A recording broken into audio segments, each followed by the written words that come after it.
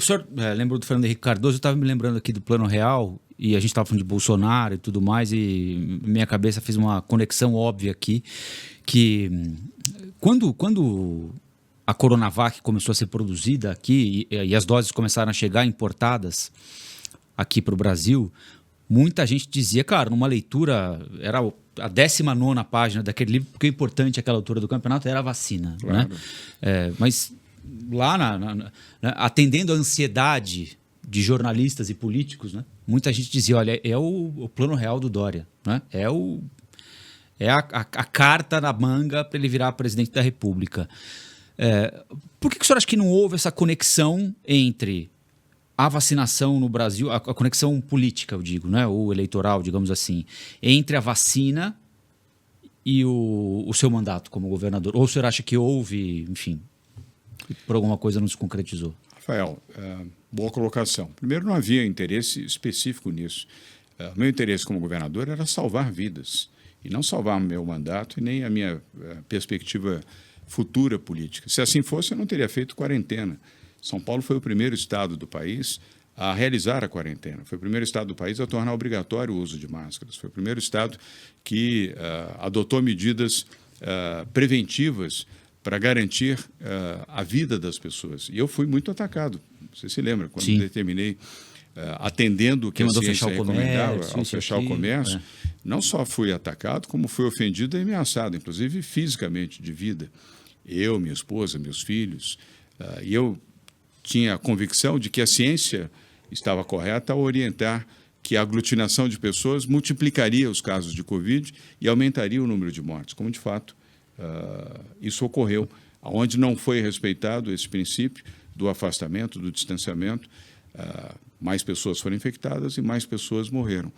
Assim como a decisão de importar a vacina Coronavac, do laboratório chinês Sinovac, enfrentando a oposição do então presidente da República, era a medida correta. O que nós precisávamos era vacina no braço para salvar as pessoas. E São Paulo ajudou a salvar milhares de brasileiros, não só de paulistas.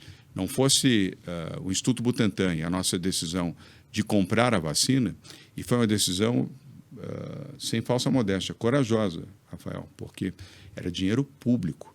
Eu assinei uma ordem de compra de 4 bilhões de reais em vacina, quando essa obrigação era do governo federal, do Ministério da Saúde. Eu poderia ter sido punido se eu tivesse errado. Sim. Eu não só teria perdido o meu mandato, como estaria numa prisão hoje. Se eu tivesse equivocado de que a vacina salvaria, como de fato salvou, e de que a medida correta era comprar a vacina como nós compramos. Só muito tempo depois é que o Ministério da Saúde, a partir do início da vacinação, é que reembolsou São Paulo daquilo que já deveriam ter feito, porque o Sistema Nacional de Saúde e o SUS, Sistema Único de Saúde, é do governo federal. E o Programa Nacional de Vacinação, de Imunização, é uma política nacional, mas que, infelizmente, naquele momento, não foi adotada pelo governo federal. Então, São Paulo importou 124 milhões de doses da vacina contra a Covid, e era a única vacina no Brasil. Imagina a corrida que foi dos outros estados, e nós atendemos todos os estados brasileiros, sem exceção, do Amazonas ao Rio Grande do Sul, com a vacina. Eu me lembro das TVs mostrando ao vivo os aviões pousando aqui em Campinas ou em Guarulhos, né? Com as doses ou com o insumo para fabricação aqui no Instituto Butantan. E era um acompanhamento. Olha, vai dar para fazer tantas mil doses. Da população para saber quantas vacinas quem ia poder estariam tomar disponíveis, quais as faixas etárias, quais os segmentos da população e onde, porque as pessoas queriam tomar a vacina. No início havia aquela dúvida, depois se convenceram gradualmente de que a vacina salvava, como de fato salvou. Se nós não tivéssemos trazido a vacina, Rafael, os algoritmos da Faculdade de Medicina da Universidade de São Paulo indicam com clareza, portanto, não são dados do governo, são dados da ciência, que mais 420 mil pessoas teriam morrido. Esse número de 703 mil pessoas que faleceram, lamentavelmente, pela Covid, nós estaríamos hoje com mais de 1.100.000 pessoas mortas, ou seja, salvamos mais de 420 mil pessoas com a vacina e ajudamos famílias a não perderem os seus entes queridos, a preservarem pais, mães, tios, avós, filhos, pessoas, vizinhos, amigos, colegas, que por tomarem a vacina salvaram-se. Nós estávamos certos nisto. Agora, do ponto de vista eleitoral, do ponto de vista político, eu perdi. Eu fui um derrotado nesse sentido. E não me arrependo das atitudes que tomei, porque entre a derrota política e a vitória da vida, eu fiz opção pela vitória da vida. E isso eu vou carregar na minha consciência livre e limpa, assim como dos meus filhos, da minha esposa, dos meus amigos, dos médicos, cientistas que perfilaram nessa mesma condição e outras pessoas, mesmo fora desse grupo, que nós estávamos certos ao fazer o que fizemos. Então, consciência limpa e a certeza de que ajudamos a salvar milhares de vidas. Como é que é esse processo, governador? É claro que não há uma data, né? Não há um momento, mas há aquele período em que as autoridades percebem que as coisas talvez sejam muito mais graves do que se esperava, né? Essa tomada de decisão de, olha, vai ter de restringir comércio, vai ter de fechar comércio, vai ter de fechar escola, vai ter de impedir acesso de determinada... Tem que tornar obrigatório o uso de máscara. Uso de máscara, não tem aglomeração, limite em transporte público. É um negócio que eu acho que a gente nunca imaginou passar. Hospitais, né? de campanha. A quantidade de São Paulo foi o primeiro estado do país estádio também a fazer Pacaembu, né? um estádio de futebol inteiro dedicado como um hospital de campanha, um hospital emergencial. Depois fizemos o AMB também, junto com o Bruno hoje em dia Covas. a gente tem até dificuldade, faz tão pouco tempo, né? E a gente tem até dificuldade de realizar que isso de fato aconteceu, né? Porque parece que foi um grande pesadelo. É uma memória triste. E as coisas tristes você tende a apagar da sua mente. Aliás, corretamente. Registrar, evidentemente, em respeito, sobretudo a quem perdeu a sua vida, familiares ou amigos, mas foi um período trágico, foram 2 anos e meio de pandemia, um período trágico, e principalmente trágico por causa do enfrentamento. O Brasil poderia ter sido líder mundial em vacinação e líder mundial em exemplos de compreensão da dimensão dessa pandemia, e dos caminhos corretos para salvar as pessoas. E não foi só um problema do Brasil, a questão do negacionismo infelizmente, foi em outros países também, com regimes populistas. Isso ocorreu e muitas populações foram dizimadas em outros países por essa visão populista de que a pandemia não era uma pandemia e a crença de que pudesse ser uma gripezinha ou um resfriado. Eu me lembro, só para dar um exemplo específico, da Itália, de Milão, onde eu estive até 2 semanas atrás, onde o LIDE fez um evento. O prefeito de Milão, Giuseppe Sala, meu amigo, eu tenho uma ótima relação com ele. Ele foi reeleito, apesar da dificuldade, mas ele sucumbiu à pressão do comércio e da vida econômica. Milão está para a Itália como São Paulo está para o Brasil, mas ele sucumbiu, ele manteve o comércio aberto, ele não fechou o comércio, ele não estabeleceu limitações como o uso de máscara no transporte público. E o que aconteceu? Em 2 semanas, houve um crescimento exponencial de casos de Covid. O número de mortes subiu assustadoramente, saindo de 100 pessoas numa semana para 3.000 pessoas numa semana, e ele teve que fechar. Mas foram 3 semanas de caos, e onde ele veio à televisão, Giuseppe Sala, que é um homem sério, para pedir desculpas à população milanesa, a população da Lombardia, que é o estado do qual Milão é a capital, para se desculpar do erro que ele cometeu e por ter aceito as pressões que lhe foram feitas. Eu aqui sofri pressões, mas não cedi. Com a voz do presidente da República, né? Também. O presidente da República vocalizando essa pressão de segmentos importantes da economia, e é fundamental entender, né, governador, a aflição dessa gente, vai fechar, como vai fazer para pagar funcionário, como paga imposto, mas era isso ou morrer, né? Não tinha muito o que... Se tivéssemos uma narrativa séria, teríamos tido a possibilidade de atender melhor esses segmentos que foram, de fato, flagrantemente prejudicados. São Paulo fez o que pôde fazer. Colocamos o Banco de Desenvolvimento do Estado de São Paulo, oferecendo crédito subsidiado para restaurantes, bares, casas noturnas, casas de espetáculos, teatros, todos os segmentos que não tinham possibilidade de ter renda na inexistência física presencial. Mas não foi suficiente. São Paulo não tem a capacidade que tem um governo federal que poderia ter administrado isso em todo o país, não só voltado aqui para São Paulo, para o seu estado mais densamente habitado do país, mas o país como um todo. Então você tinha dois enfrentamentos, o enfrentamento da Covid e o enfrentamento do negacionismo. E nesta guerra de narrativas, nós perdemos. A vitória foi da narrativa de que a Covid não era tão grave, de que a vacina não era substancialmente importante. O senhor acha que aconteceu isso? Acho. E que o erro era fechar. Mas mesmo com 700 mil mortos, qual é a explicação para isso? Né? Eu diria, é quase surreal como expressão. Rafael, eu, sem citar nomes, um médico infectologista que atendeu meus filhos, a minha família, e que eu respeitava muito, porque eu sabia do currículo dele, da sua biografia, cuidou dos meus filhos. Não tem coisa mais preciosa do que cuidar dos seus filhos, e um médico que cuida dos seus filhos. Eu tenho 3 filhos e eram crianças. Pois esse médico infectologista, um homem preparado, trilíngue, conferencista, ele não defendeu a vacina. Ele defendeu a cloroquina.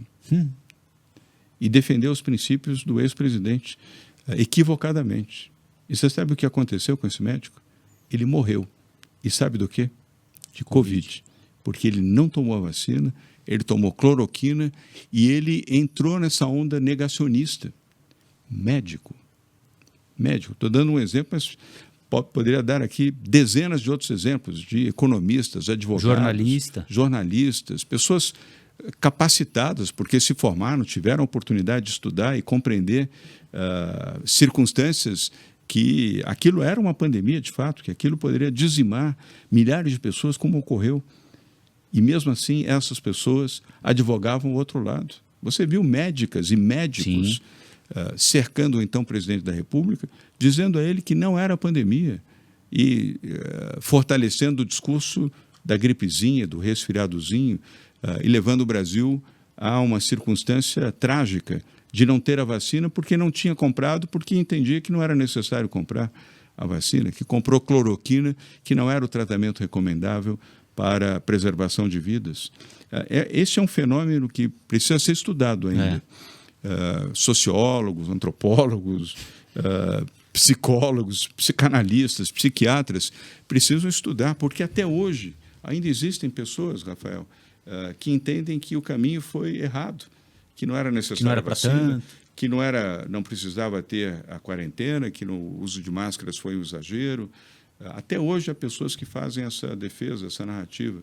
Tristemente, esse é um caso que precisa ser analisado, porque isso ajudou a dividir o país também, muito, e que foi refletido isso nas eleições presidenciais.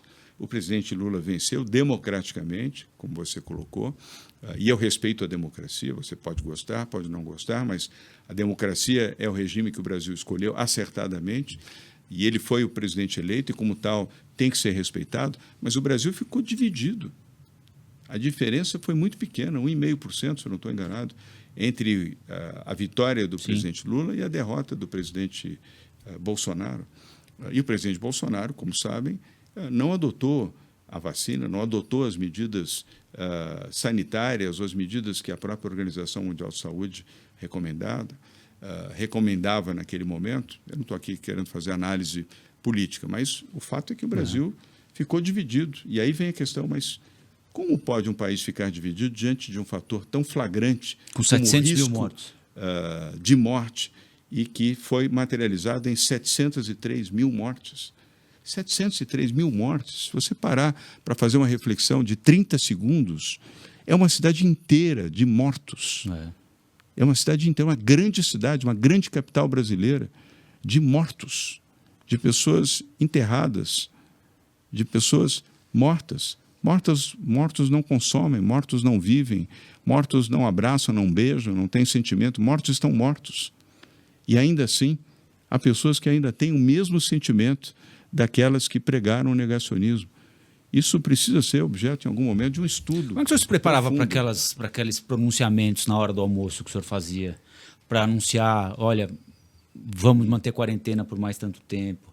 A média de mortes, enquanto não tinha vacina especialmente, né, a média de mortes aumentou. Há risco de não existir leito para todo mundo que está...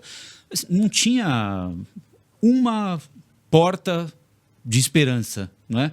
Houve um período ali em que era notícia ruim em cima de notícia ruim. No início, não havia porta da esperança, Então, havia a porta da morte. É. Né? Você anunciava medidas para tentar evitar aquilo que era inevitável, pelo menos no ato em si. Nós podíamos reduzir, como de fato reduzimos, mas muito difícil. Como nós fizemos isso, Rafael? Com um comitê de saúde, liderado inicialmente pelo Dr. Davi Wipp, médico infectologista do Hospital Sírio-Libanês, aliás, um brilhante médico, um brilhante cientista, o Dr. Dimas Covas, então presidente do Instituto Butantan, também médico, e 18 outros colaboradores, elas e eles, mas todos médicos e especialistas dos melhores hospitais e dos melhores centros acadêmicos do Brasil, onde se destaca principalmente a USP, a Unicamp, e eles é que nos orientavam naquilo que nós deveríamos agir e atuar. E eu não fugi à minha responsabilidade como governador.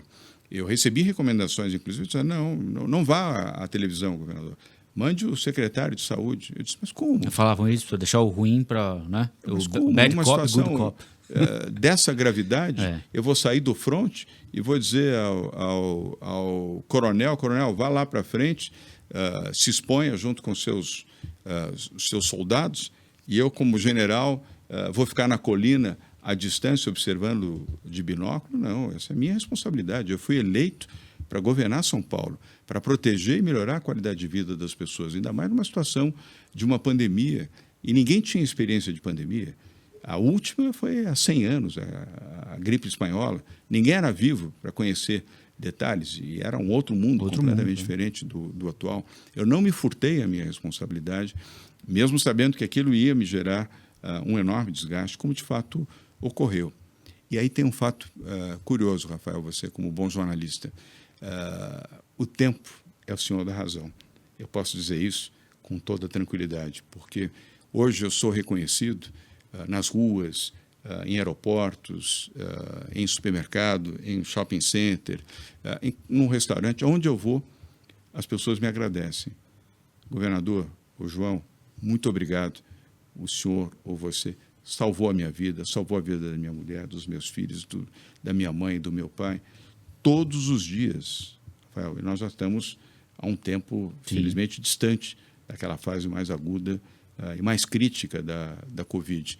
Mas o senhor é o tempo da razão. Hoje, pessoas, inclusive, que naquele momento me criticavam, e até dizem isso com sinceridade. Eu critiquei o senhor, eu até xinguei o senhor, já teve pessoas que me falaram isso.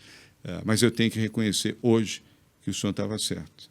Então, essa é a maior recompensa que eu tenho hoje comigo, e a recompensa também do que os meus filhos podem ouvir, do que a Bia, minha esposa, pode escutar, são esses depoimentos de pessoas que, ao me encontrarem, me consideram e agradecem pela vacina e por aquilo que fizemos. E também por outras iniciativas.